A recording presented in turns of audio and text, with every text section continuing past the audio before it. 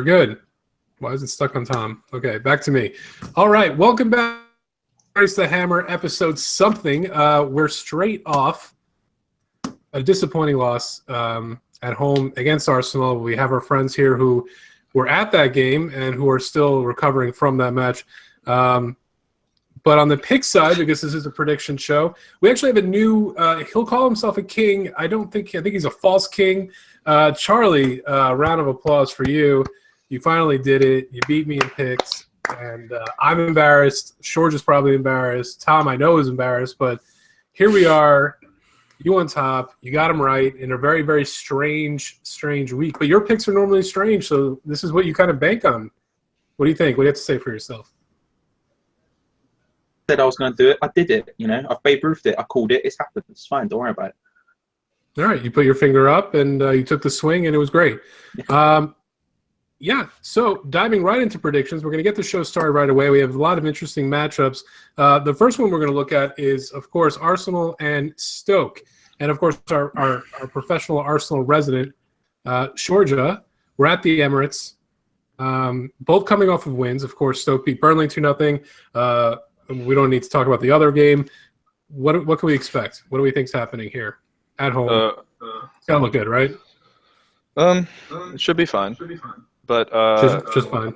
Arsenal and Stoke, in the past, it's been a little tough. I think the last time we played, it was back at the end of January, and it was a 0-0 draw. But that was also at the Britannia. So usually Arsenal tend to fare better at home. Obviously, coming off that performance from last week, there's a lot going for us. I hate to say this because I like West Ham, but they weren't the best opposition, so we shouldn't get too gassed off that win. But Sanchez is in great form. The composure he had on that third goal, I may have shed a tear, I may not have. We can ask Andy about that. But yeah, I think I really like how the team's gelling right now, gelling together. Oxlade-Chamberlain's a big boost. I think him playing well. He's one of those guys that's kind of on the fringes all year. Obviously, Sanchez and Ozil are two main guys. We finally have the Bergkamp Henry descendants, or the next generation of Bergkamp Henry now. We got two world-class players. I don't care what's his name? I forget his name. Gazidis, Kroenke? No. Newcastle striker, the guy who said the jury's still out. Huh? No. Alan Shearer. Alan Shearer. Alan Shearer. He said that the jury's still out on whether Alexis is a world-class player or not. So, was he a world-class player? That's the real question. There's one thing. There's one thing he is world-class at, and that's rustling Arsenal fans. Apparently, a single comment, and the entire fan base just explodes. I'm just choked at his water. I mean, we're a fickle bunch, so I'm kind of I was born to make outrageous statements, and so was he apparently. Yeah, I'm getting off track, but yeah, I was gonna say, let me steer you back in the right direction. Coughlin's coming back. Bellerin might be playing. I honestly don't think Bellerin's playing. He's ahead of schedule. He was training alone last week, but I don't think he's coming back until Christmas. But when he does come back, Zorla, we still don't have Debussy. But here's the thing. I like Gabriel at right back. I think he's a better fit than Jenkinson. I love Jenkinson as a person, but Gabriel's doing a job out there. So I think that back line of Monreal, Kostafi, as we call it, Koscielny and Mustafi, and Gabriel at right back, that it's good because Gabriel has some pace to make up for, whatever, playing out of position. He played really well last week. He played well midweek. I'm a big fan of the Ramsey Xhaka midfield. We're not going to see it. Coquelin's going to play, obviously, but I hope to see more of that. But otherwise, I think Chambo should keep starting. Alexis up top, yeah, pretty solid. Petr Cech in goal, yeah. I think we have it. I'm gonna say 2-0. Just guys think. I think it's going to be a tough game, but I think we're going to bank on a 1-goal advantage for most of the game, and then at the end, probably Alexis is going to kill it for us. 2-0. Charlie, shocker of the week. Georgia here thinks Arsenal's going to win. Is there any chance Stoke gets the draw out of this at all? There's a chance. When they turn up big. They've got good players, but I also don't think they're going to win. But there is a chance. There is definitely a chance. Stoke have a lot of very decent attacking players. You know, people like, I don't even need to name them, but Bojan, people like that.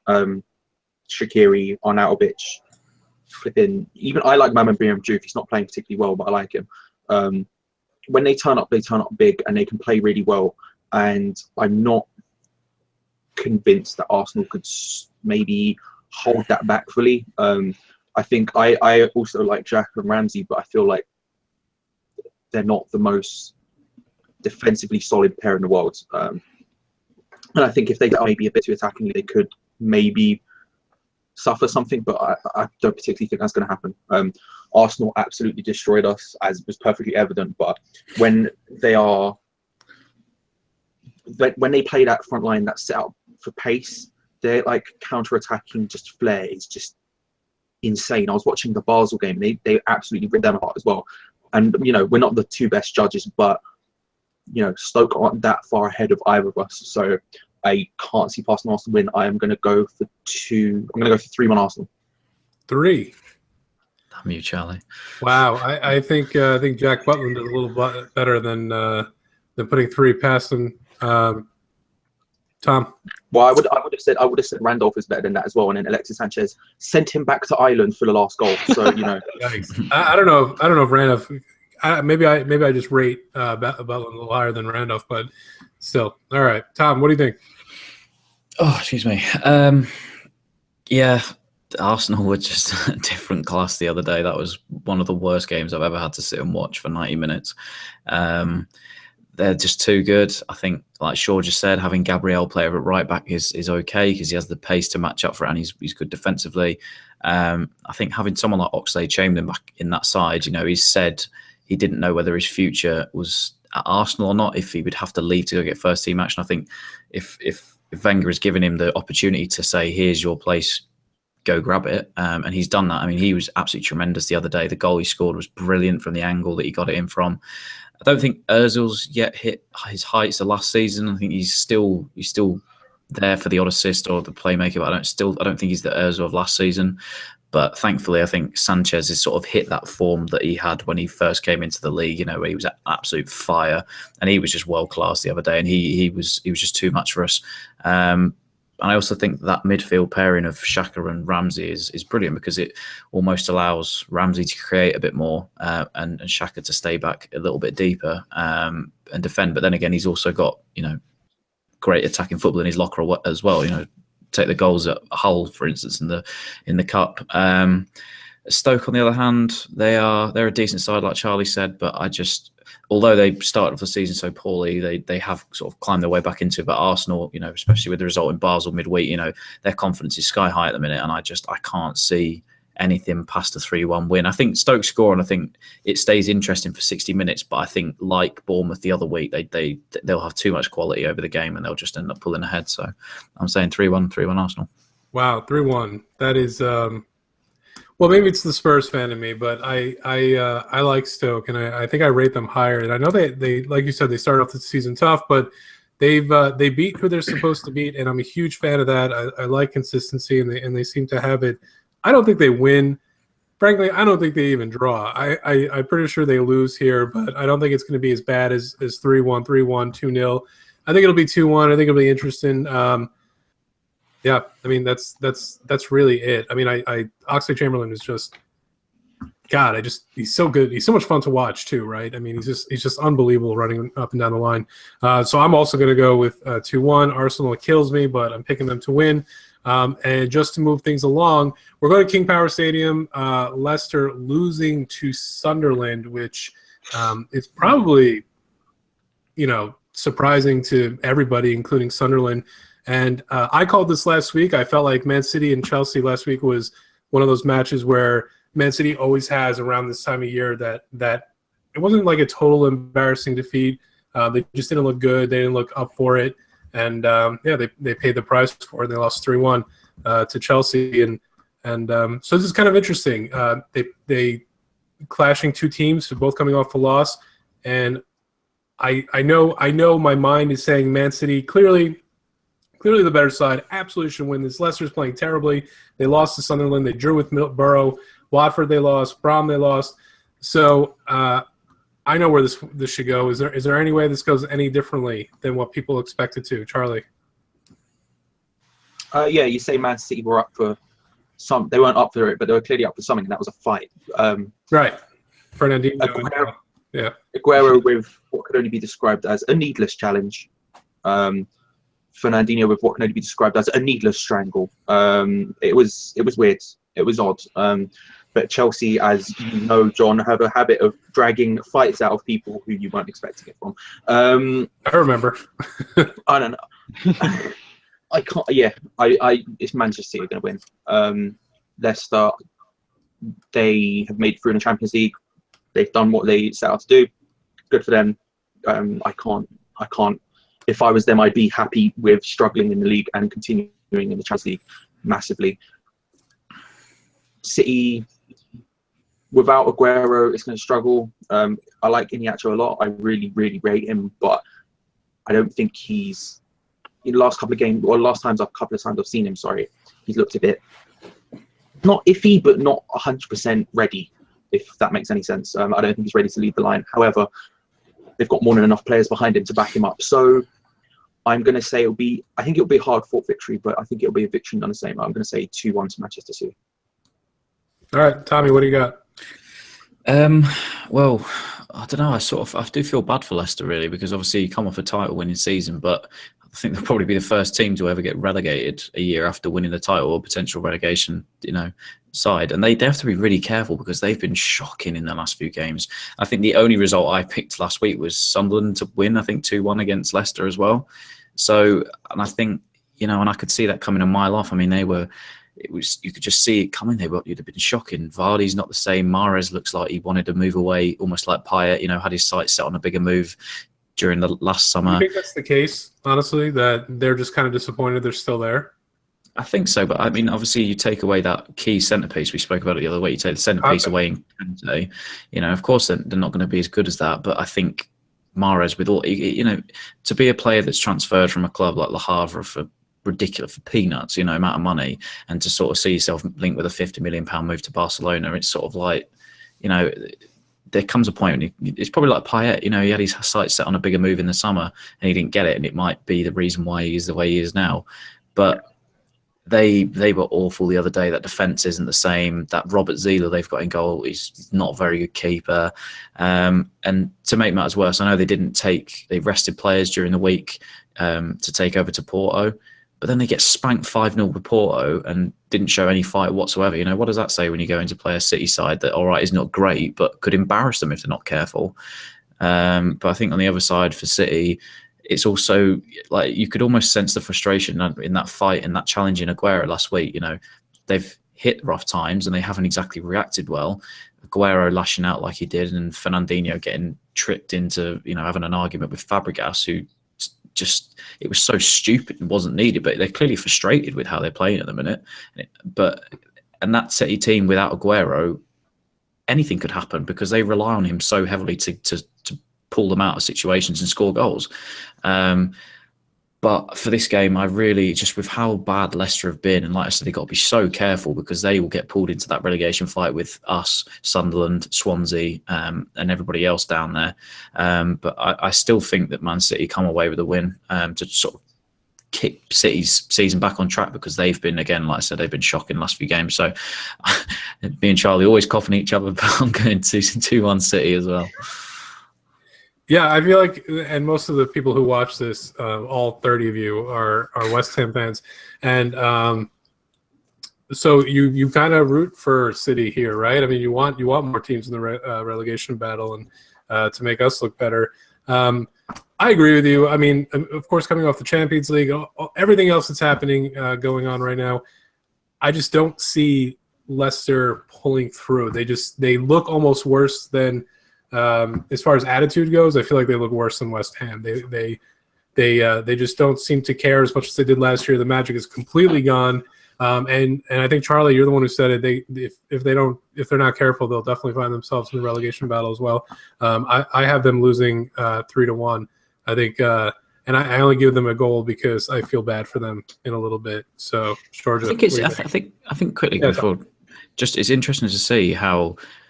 I know a lot of the focus this year so far from most of the press and pundits and stuff has been on how bad West Ham have been. It's interesting how Leicester haven't received the same criticism. I don't know if that's because people have looked at them winning the title last season and think, okay, they're exempt from anything this year.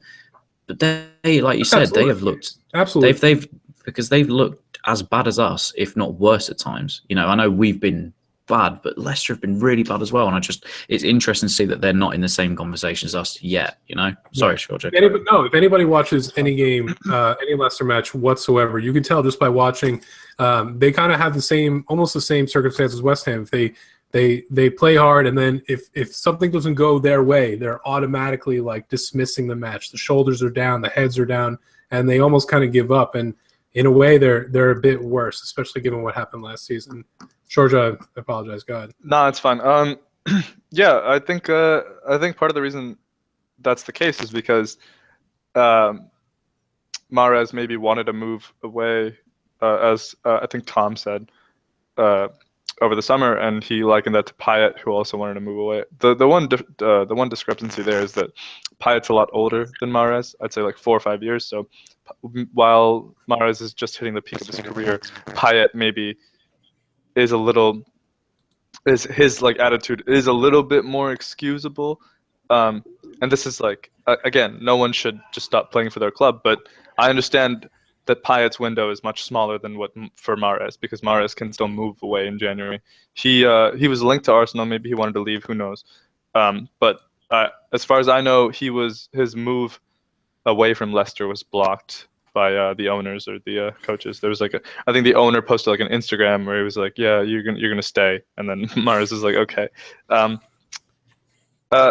think was it Jamie Vardy that was like super close to going to Arsenal, or was that Man U? I don't remember. Vardy was also super close to going to Arsenal because apparently Wenger triggered his release clause. I'm very happy. That was literally within hours of happening, wasn't it? And then it literally, because his wife pretty much all but confirmed it on social media, didn't she? His wife did, yeah. Anyways, so yeah, it looks like Wenger really wanted to get one of those two, but ended up with no one. But I'm fairly happy with that. The other thing, I think that they're putting a lot of energy into the Champions League. Who knows what happened against whoever, I forget who they played, but they got thrashed. Porto, they played Porto and they got thrashed 5-0. I think that Mahrez is putting a lot more energy into performing in the Champions League, maybe because he's on a bigger stage and he wants a better, like, he wants to get noticed. It's not like he wasn't noticed last year, but he just wants to kind of confirm whatever talent people saw in him last year. And then he's been kind of lackadaisical with in the league. So I think it's a focused effort to get some sort of recognition and then look to go somewhere else in January. As far as City goes, I watched the game. I think that City were very wasteful with their chances because De Bruyne, he pinged one off the bar. That was like, you didn't even, if this is a FIFA game, he didn't need to press anything. It would have just deflected in. But yeah, they had the chance to make it before Costa had that really, really good goal. City had the chance to make it at least 3-0. And I think that cushion would have put the game out of reach for Chelsea, because being up 3-0, it's like the game's over. But the score at 1-0, Chelsea still felt like they had the chance to come back. And then, my God, what a counterattack from Willian. Missing Aguero is going to be rough. I think I wanted to make a small note about that Fernandinho challenge, or that Fernandinho red card. I think Fabregas said something, and he was egging him on. If you watch the video closely, you can see that he's kind of like looking back to see where the little partition is, so that maybe he can fake like falling over that. So that was definitely something that was baited. Otherwise, like, he probably said something. I don't know if that was fully justified. Yeah, sure, he did grab him by the neck, but also Fabregas slapped him. So I think they both should have gotten sent off for that. Regarding Aguero's tackle, I just don't know. I think David Luiz was really, kind of messing with him throughout the entire game. He put on a great display, but how much is Aguero missing David Luiz right now? Yeah, seriously, right? PSG, they lost on the weekend as well. But yeah, I again, like Leicester and Man City, they're both kind of down right now. Leicester more so, so I'm gonna go with City.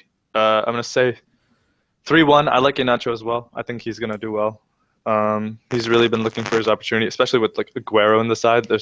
Those opportunities are gonna be very rare, and so I think he's gonna take it by the neck, grab it by the neck, and really put on an inspired display. All right, great.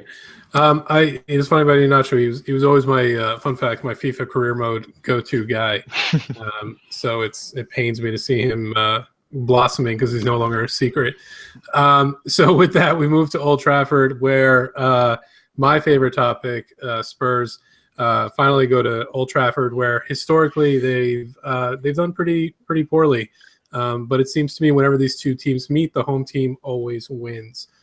Spurs, of course, coming off a great win, CSK Moscow, and the thrashing that they gave Swansea 5-0, even off of an embarrassing Dele Alli dive. We all know it was kind of a dive, and as a fan, you hate to see it. If he's your player, you love him. If he's not, you hate him.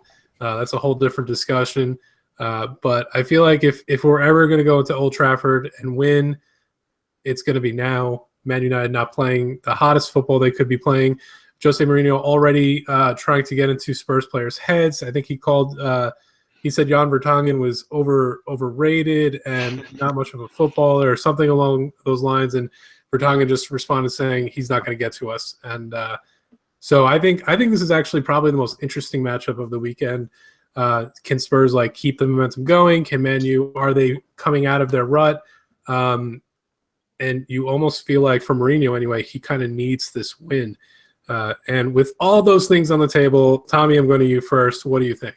I think, to be fair with you, I think Manchester United, I was up at Old Trafford last week for the game. Mkhitaryan played, and he's just been the difference for them over the last couple of games. I think in his 3 games since he's been back in the team, 1 goal and 2 assists, he's been fantastic. And his goal this evening against Zoira, or whatever they were called, just went past everybody and then got into the box and coolly finished, nutmeg the defender. And he's been fantastic. He's given the chance to blossom now. I think it almost takes that pressure off of Pogba, because he's not the only one having to sort of create things. I think, having someone like Mkhitaryan in there that can create stuff is fantastic for United, and who can supply Ibrahimovic. People aren't, like I said, just looking at Pogba the whole time. All right. Say nice things about the Spurs players. Go ahead. I will do in a second. However, that back two of Rocco and Phil Jones. I mean, Phil Jones has done all right, but Rocco is just shocking. I mean, his tackle at Everton is a career-ending challenge. That was absolutely disgusting. He is a shocking centre-back. He was a good left-back at the World Cup in 2014. What has happened to him since then, I've got no idea, because he's half the player that he was. And Spurs, you just don't know this season what Spurs are going to turn up on the day, because they were missing Eriksen for months. He's come back. He scored a couple of wonder goals. Son's in the team one week. He's then in the team next week, and he's scoring goals. Harry Kane seems to be finding the net again. So, I mean, I think it's going to be an interesting game, but I just think that Man United with Mkhitaryan, Ibrahimovic, and Pogba in there, and especially with Michael Carrick playing so well in that holding midfield in front of the back four, I see Man United winning this 1-2-1. And that's not because I don't think Spurs are good enough, but I think that Manchester United with Mkhitaryan in that team are just a completely different animal. And I think he is the missing link that Jose's needed this season to kickstart things. So 2-1, 2-1 United. I don't know if there's enough of a sample size for Mkhitaryan to say he might be the missing link. I mean, he did look good. I'll give him that. And but I don't know. I'm not buying into Mkhitaryan's here. Everything is going to be okay. But I have been reading that. I've been seeing that, and United fans believe it, and good for them. Charlie, what do you think? Yeah, somehow Tom's managed to say exactly what I was going to say. I do think that Mkhitaryan is a difference maker. I think that I think they have a few. They're slowly getting there, and I kind of look at them, United, that is as a sleeping giant almost. Which is weird to say because they're flipping Man United, but I just think they have a lot of players who are just primed to explode at some point. Martial's one of them, Mkhitaryan's one of them, Rashford's one of them. everyone seems to always be constantly surprised that Michael Carrick is such a good footballer. Like every season, he seems to disappear for a while, and then he comes back. He comes into the team, kills it, and everyone goes, "Oh my god, Michael's really good." Yes, you said that last year, and the year before that. Like it's been consistent, and I think when you look at Mkhitaryan, Pogba, Carrick allows Pogba to be a bit more creative. Mkhitaryan takes some of that stuff off his shoulders. Once Martial gets going on the left full pace, that's going to be really struggle. Zlatan does really well to bring other people into play as well as just putting the ball in the net. Marcus Rashford is great. Like someone like Depay, I thought Mourinho was going to be using him on the left, and we were really going to see what he's capable of. And he is barely getting a sniff in that team. And when he does, he doesn't play great. But like, it shows that they have the quality there. And once it all happens, it's going to happen big for them. I don't particularly think Jose Mourinho is the right guy, but it will happen at some point. When, who knows? Like I said, Tom has gone for exactly what I was going to say.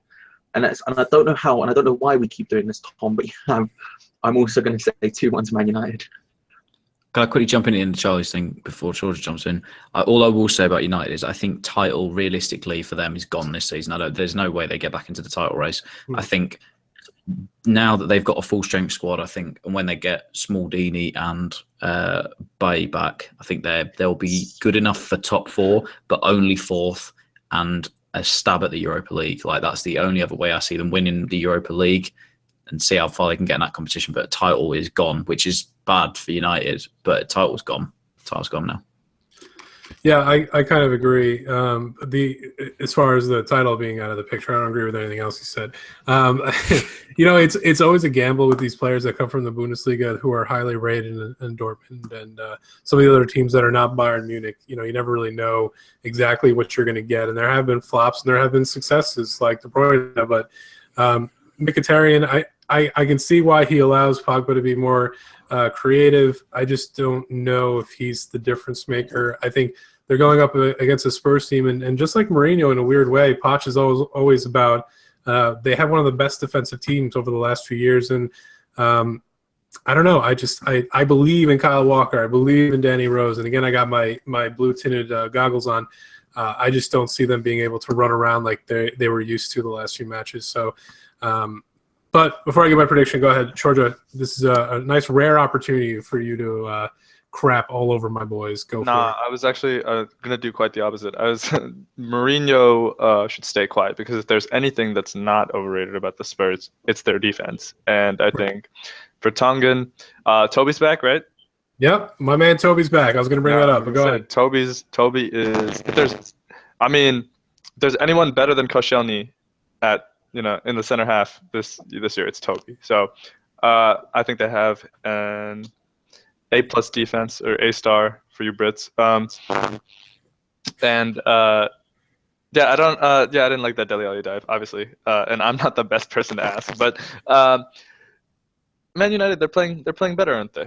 They're playing a little bit better. So Mkhitaryan has been very, very impressive, and I always knew that because the second half of the season last year at Dortmund, he was killing it, and it was.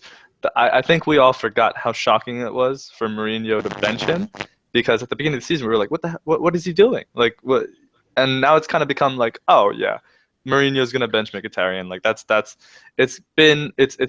we're used to it now. So now that we see him back, we're like, oh my god, this player's actually good. No, he's always been good. It's just that Mourinho's ego sometimes gets in the way of him winning. But regarding this game, I think it's going to be a draw, because I think both teams are playing really well. I don't think Tottenham are going to give up more than 1 goal, as I've said for many of my predictions. But and I also think that they're going to score, because Harry Kane's back in the lineup. He's somehow always there. So he's. I'll put it this way. I think he's gonna score a penalty, and I think it's going to end 1-1. He's going for the record of most scored penalties. Yeah, you know what? You're right about the 1 goal thing, and that's actually what I was struggling with, because I don't see them giving up a goal. But Harry Kane, I think Man U's one of the last team he just hasn't scored against, and I'm not sure. So that doesn't spell success to me. But everybody else seems to be clicking on all cylinders. I think they do score too. I think this is one of the rare opportunities where one of these teams actually win away. when they play each other. So I'm going 2-1. I'm taking the flip side. And Blue tinted goggles. I know. I'm sorry. Hey, look, it's not my fault. Lily whites. And I respect that even like when West Ham was playing Arsenal, you guys picked like Arsenal and stuff. But I think they really do have a legit shot. What's that, Tom? That's because it's not the case this week for Liverpool. I'm going against us. I'm not wearing rose tinted glasses. I'm about to batter us. Really? Okay. Well, let's get there. We're in Liverpool. I don't even know how to set this up. I feel like this game is so. It's not as pivotal as a lot of people are making it out to be at Anfield. You have such a nice schedule coming up after this. I don't think they need to win. I think West Ham just needs to play well. Does that make sense? Like, you don't necessarily need to win. You don't necessarily need to get a draw. Just play well. Show some heart. Show some courage. And I think that'll translate into the next few matches where they are way more winnable. That being said,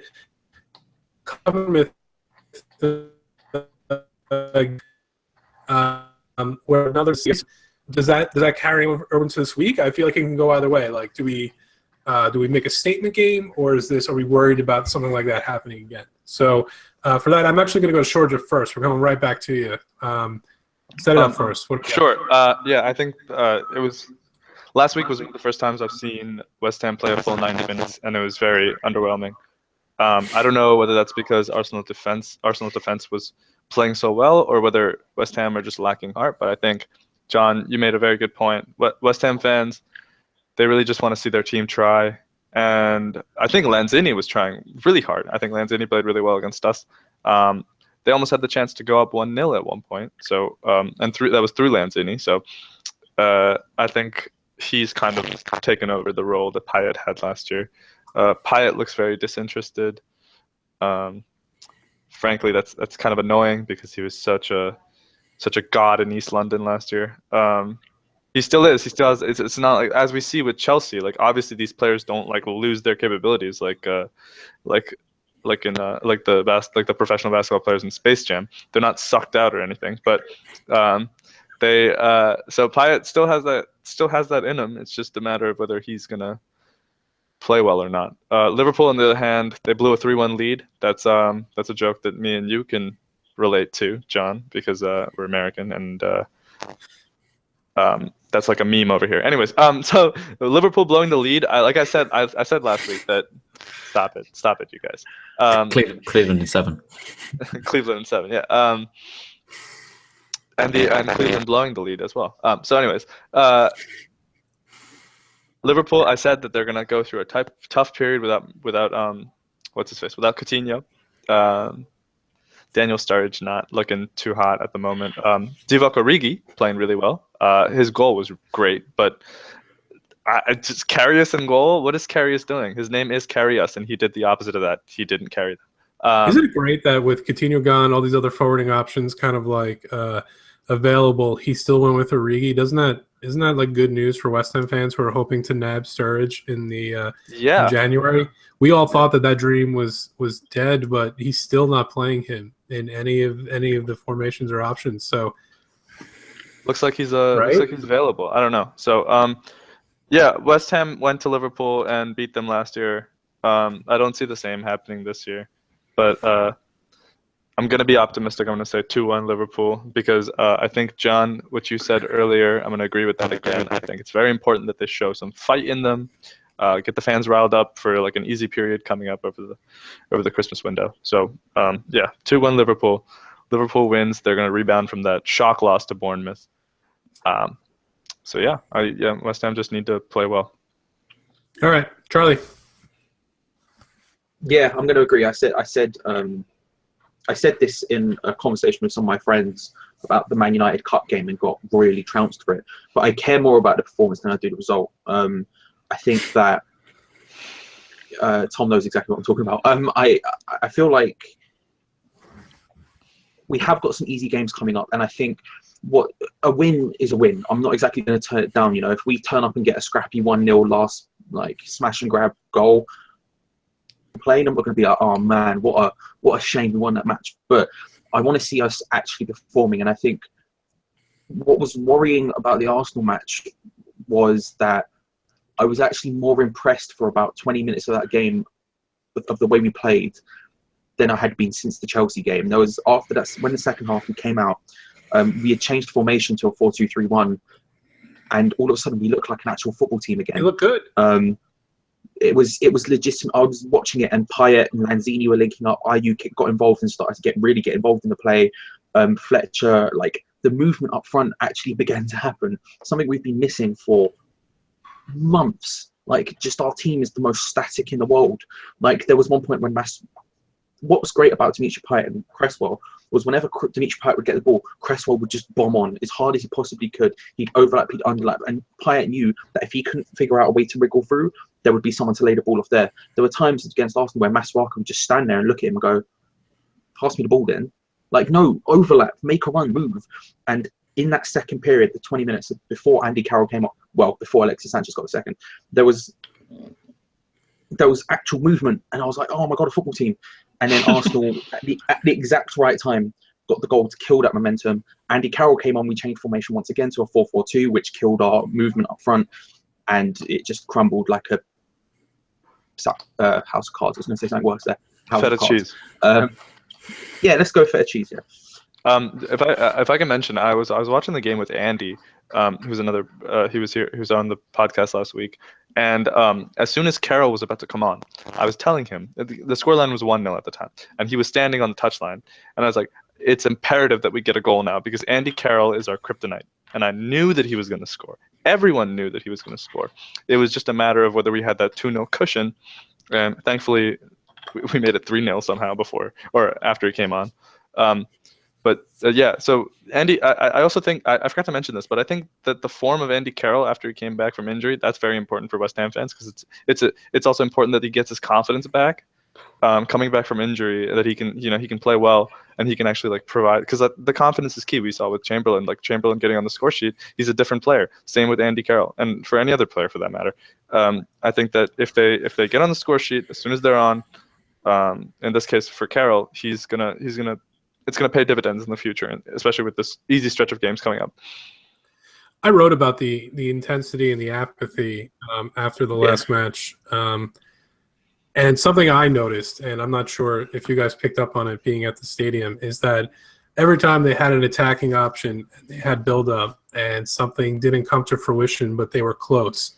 It just seemed like, minus Lanzini, but it just seemed like Payet, everybody just kind of were like, well, that didn't work out. And they kind of like stood around and like, they're like, they put their head down and they were like walking around. They looked like they were frustrated. Whereas you watch other teams, when the attacking option fails, they're running straight back to get back into position, to cut off passing lanes, to prevent the counterattack. And you just don't see that because it feels like they're so deflated that they allow themselves and they put themselves open to those type of counterattacking moves, which I feel like watching the Arsenal game happened at least twice that I noticed. They were just caught off guard. There was one point, who threw it? It was like a two-touch pass, and all of a sudden, like the goalie threw it out. It was at the halfway line, and then he put it right to Sanchez, who was outside the box already making moves. He could have scored from there. It could have been in the fourth goal. So it was kind of crazy to watch. And when Bilic came out after and said that the intensity just isn't there, it's not in training, I was like, yeah, you're finally admitting to what we've all been seeing for a while. Sorry, Charlie, go ahead. No, not at all. And I think that the players don't trust each other on the pitch. Like, I'm not saying anything about them personally, but when they are going through, like, I can imagine you're saying they're like depleted and just disheartened, and I can imagine when they're running towards goal, say they're looking up and they're looking, who can I pass to? I imagine in their heads they're probably looking around and going, well, there's probably no one there. I should probably just shoot.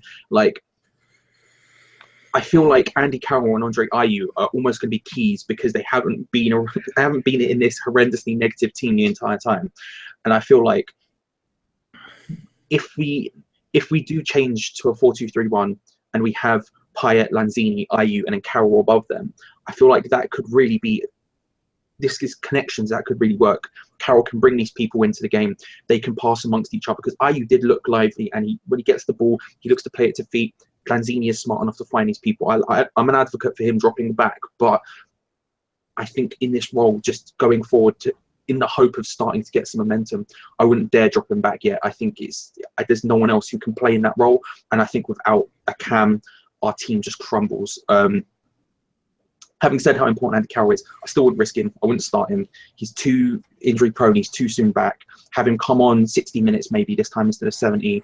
I would start Fletcher. And then I'm more hopeful that we can get I'm more hopeful that we can get a better performance out of the team than we have done in recent weeks.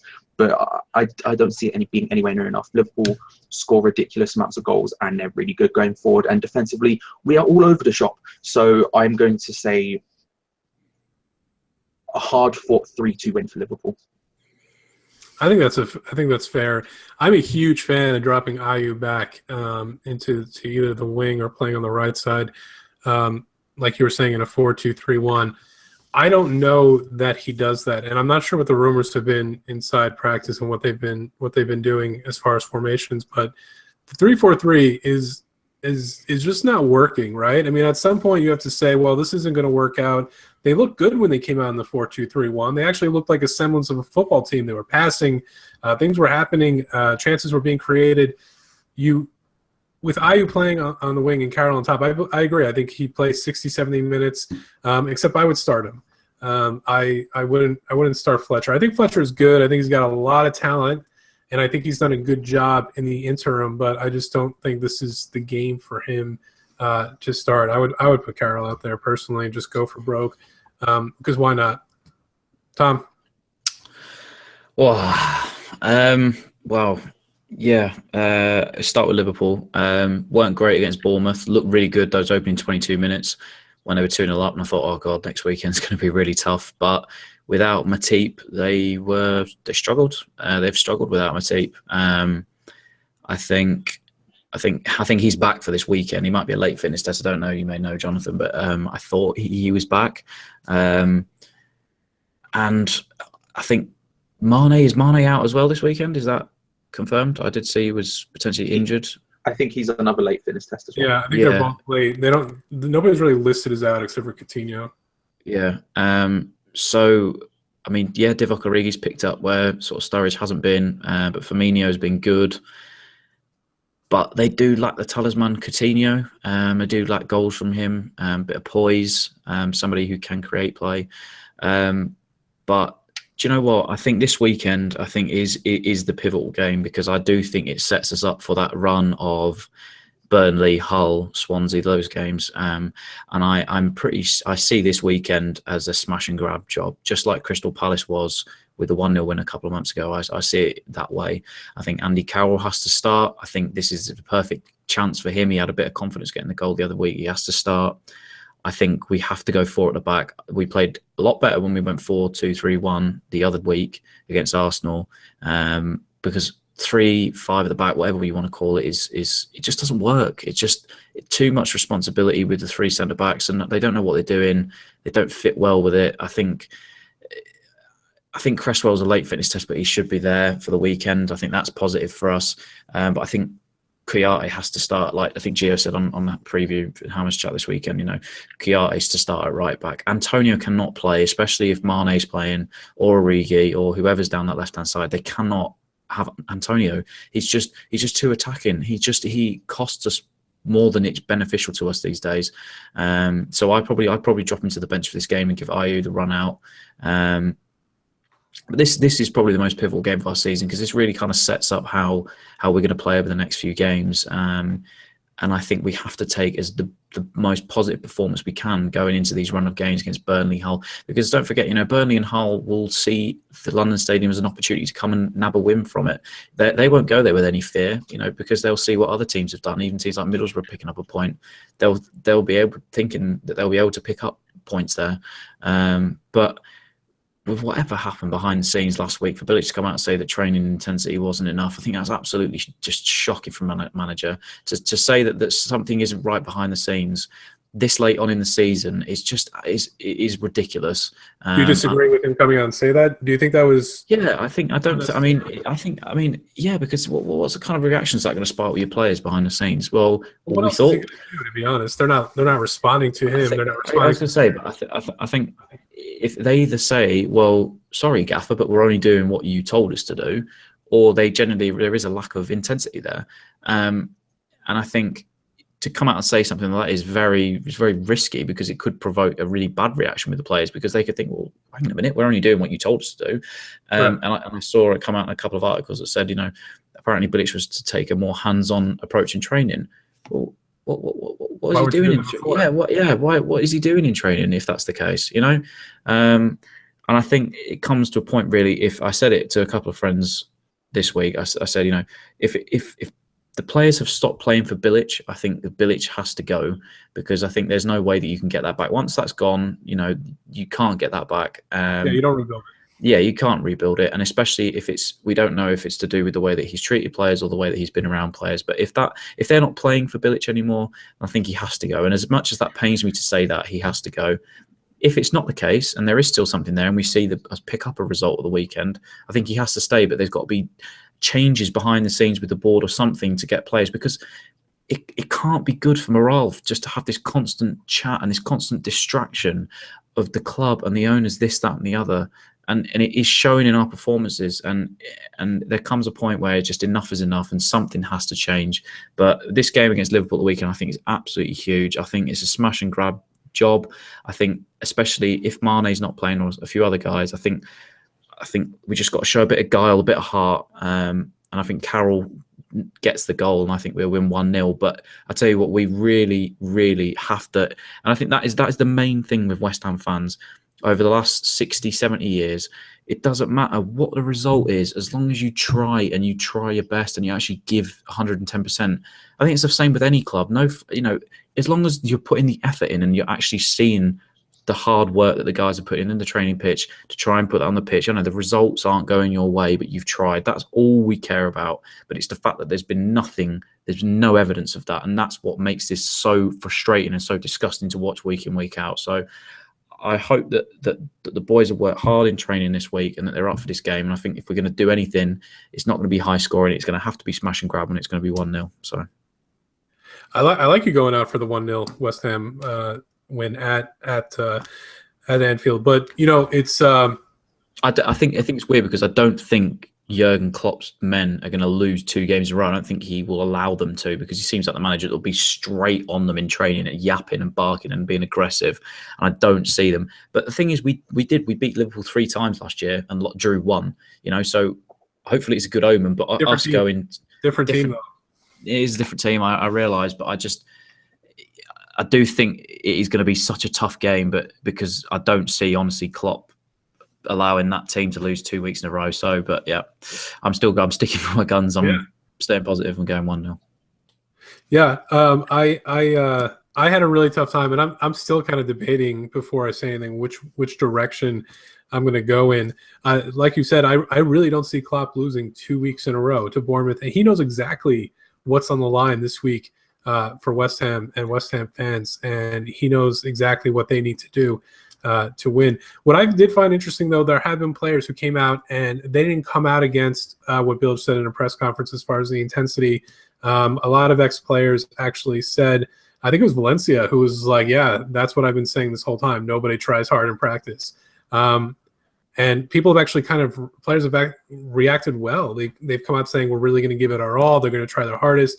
So I think it was a gamble. I think you're right, but I think it kind of paid off. I think you're going to see a really, really, really hardworking team this week. I don't know if it's going to be a smash and grab. I don't know if the West Ham's going to win. I feel like they're both going to score. I think it's going to be 2-1. I just don't know which direction it's going to be in. And but I'm gonna join you, Tom. I'm gonna say 2-1 West Ham. And every part of my brain saying no, don't do it. It's going to be Liverpool, but I genuinely really want to see this team succeed and do well. So I kind of believe in them, and I think 2-1 is going to be the score there. I kind of want to point out that that Bilic might be despite his rough exterior, I think he's genuinely a nice guy, and I think that in the locker room, he's very like genuine and like genial with the players. But if he comes out and says something negative about them, like they're not trying in practice, maybe they're like, wait, what? The nice guy's talking crap about us? Like, let's go out. I think So, it's very true what you said though. But I think it's weird because you see managers like Klopp and he's very nicey with the press, makes them laugh, very hands on. Yeah. But he also has that side which like, don't mess with me, Yeah. And I just think that almost when Bilic, when he players come off, it's a little kiss and a hug, and that's all well and good. But at the same time, you don't see him snap and change during a game like Klopp. When one of those goals went into the weekend, he was straight up there. He was throwing his stuff about. He was absolutely nuts. But you don't see that from Bilic. He just sits there with his hands in his pockets. And I think that's the thing. Like sometimes, potentially with this squad, I don't know. But yes, we realise the players are probably going off of last season's results. But, I don't think he's been hard enough on them. And I think that's shown because they're complacent. You just all see them with their hands on their hips when the second goal goes in like, well, that's it. There's no way back for us. And they've become so complacent. And that's what's so frustrating to see. And Bilic, he's probably the nicest guy you'll ever meet. But I just don't think he is ultimately not got the best out of that team that he can do. He's got to get on some of these players. I know when Alexis's third goal, it was offside, but I saw Masuaku just sort of like stop. Yeah, but Payet isn't exempt to criticism, and it's funny because you see West Ham fans on Twitter saying, "No, it's Payet. Yeah, well, he's the only opportunity he's got." Yeah, but look at the goals that we've conceded this year where Payet's just not done anything. He's not tried. It's just because he's our best player does not mean he's exempt from criticism. It doesn't mean he's God. If he's played bad, he's played bad. Do you know what I mean? And it's so annoying to see. Oh, well, you can't say that about Payet. Yes, you can. He's been awful this year. I don't say he gets benched because he's one of the only players that can turn it on when he wants. But it doesn't matter who you are, you have to criticise players when they're performing bad. And that's what I mean. Nobody is exempt from that. And it's just, I think he needs to be tougher on that squad. More and stop playing Mr. Nice Guy. Sorry, I've gone on for too long. We don't know what's going on behind the scenes, though. I mean, you could have Payet and Bilic both being on the same page. Payet could be saying, hey, these guys aren't trying. I don't know what to do anymore. He could be just as frustrated as Bilic is. So we really don't know. And I think that's to Bilic's credit because he didn't call out any single player. And maybe that's what he needs to do. But, Tom, I'll call you out a little bit just because you say that he's not hard enough on the players and that he should be making them accountable, but at the same time, you didn't agree with him saying that that there's not enough intensity going on in practice. So kind of like, which is it? Like, what do you want out of your manager at this point in the season with what's on the line? I think like I said, I do think he should have kept it behind closed doors. I don't think leaking anything to the press is the right idea because it can sort of formulate so many opinions and press can take all sorts out of context. I just think it should have been something that was done behind closed doors, sorted out, and him being hard. He knows what's wrong with it. He knows in his heart of hearts how to change it. But I just think we know what he's like because he's such a stubborn manager. All you have to do is look at the situation with Mikel Antonio being consistently played at right back to know that he is a stubborn SOB and he won't change something if he doesn't want to or he feels 3-4-3 for 12 weeks in a row. Exactly, and he won't. If it sits in Bilic's mind, Bilic will go with it, and that's what I'm saying. Sometimes he has to be open to changing things, and that in itself with what's happened the last couple of weeks, I just think he needs to change and be hard on the players. I think again there was a comment made by Gia in one of the videos we did the other day on Hammers Chat, and he said, it's interesting the fact that when Arsenal were playing us at home the other day, there was people like Steve Bold at the edge of the dugout, there was Wenger, there was all these managers with different bits of paper and stuff, all doing something, all barking orders. Well, our assistant managers, Jurzovic, Dix, and Eden Terzic, they just sit there with their hands in their pockets. They don't do anything during the game. Do you know what I mean? It's always like, you only ever see Bilic at the touchline. You don't see anybody else. But every other team we go to, like Arsenal, for instance, Steve Bold's out on the touchline. Everybody's out there barking orders. Everybody knows what they're doing. I mean, it just shows you, like, Arbeloa didn't even come out to the pitch with his shirt the other day. He was in the tunnel. Somebody had to run back and get his shirt from the changing room for him because he didn't think he was going to play. And if that doesn't say and show how bad of a club and how poorly run it is at the minute, I don't know what is, because I think that is just in itself is just absolutely despicable. And the way that we're being run at the minute and the way that the team's being managed is a joke, and something needs to change. Like I said, I hope because Bilic did enough last season to earn his time this season to change it. I think if this was someone like Sam Allardyce and he'd had a half season, he'd probably be gone already. But I think he's earned his chance to show that he can change things. But starting this Sunday, he needs to, if not win, put in a performance that breeds confidence into the next game, and hopefully we can start to see some points pick up, because otherwise that's it and he'll be gone at Christmas. All right, real quick, yes or no from everybody, real quick. If they don't, let's say they lose here and they only get a point or 3 points from the next 4 matches, and they do poorly against Burnley and everybody at Hull, etc., does Bilic lose his job? If the next 4 games go poorly, they don't play well, they don't have heart. Maybe they pick a win, but it's not pretty, and they just if down start over. If they lose this weekend, and do you know what? Even if they pick up a point against Burnley or lose against Burnley, 100% he's gone. But that is not what I want, because I think that the board, for a start, lied to him at the start of the season. If you ask any West Ham fan, they are pro Bilic, anti-board. We want the board out and a Bilic in, or a change with the board because of unkept promises. But I think that unfortunately is how the game goes, and Bilic will be the one to lose his job. So yeah, 100%. If he loses this weekend and doesn't pick up anything against Burnley on Wednesday night or whenever it is, he's out. All right. I was gonna say, like, I'm a pretty big fan of Bilic because I see a lot of anger in him, and a lot of the criticism that you got that everyone's kind of had towards Bilic this season. It reminds me of when, like, the Wenger out brigade, or the Wobbs as we call them, because it's the same thing. Because it's like, oh, they're not harsh enough on the players, too much of a nice guy, just doesn't speak out, doesn't blame anyone. It's just that reputation of being soft, and I've seen this in the past because I've scrutinized a lot of Wenger's press conferences. But when he does come out and say, like, the team's not carrying their load, the team comes out and performs. So if that is anything to go off of, I think that, John, you were right. I think that we're going to see some sort of revitalized West Ham team this coming week, and I really hope to God you're right. I like Bilic a lot. I think that he really did something with the club last season, picking up. What about his job? If he doesn't do well? Yeah, he's going to be out. I think.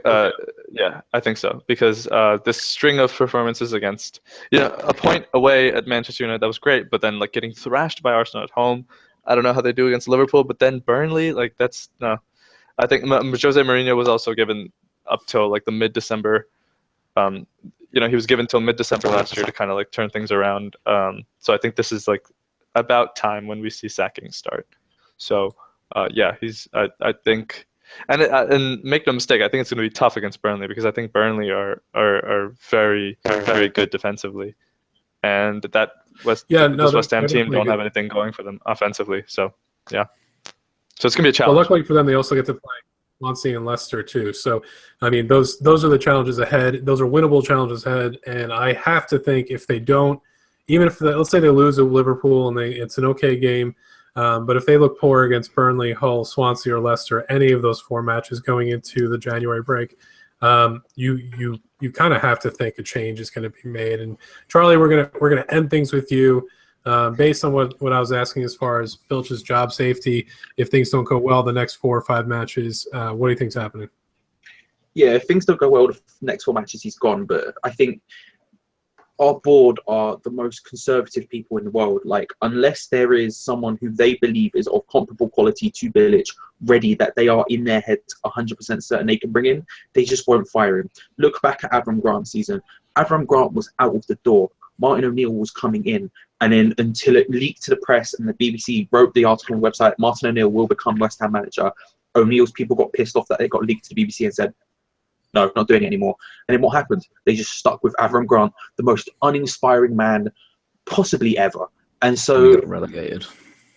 Exactly, and we got relegated. Like, this is the people they are. If they cannot find someone who's of comparable quality in their heads, which they can bring in now, then they just won't get rid of him. It doesn't matter how bad we are. I just think that's the case. But if performances and results do not pick up coming up to January, choice. I think they have to get rid of him, which sucks because I like him a hell of a lot.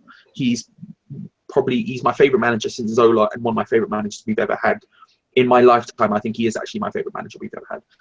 I don't like Harry Redknapp, for example, and Alan Partridge is just a madman. So like, I don't want it to be the case, but I think unfortunately, if results don't pick up, then his position at that point is untenable. But our board will not get rid of him until they have someone the way they are with literally everything that they do.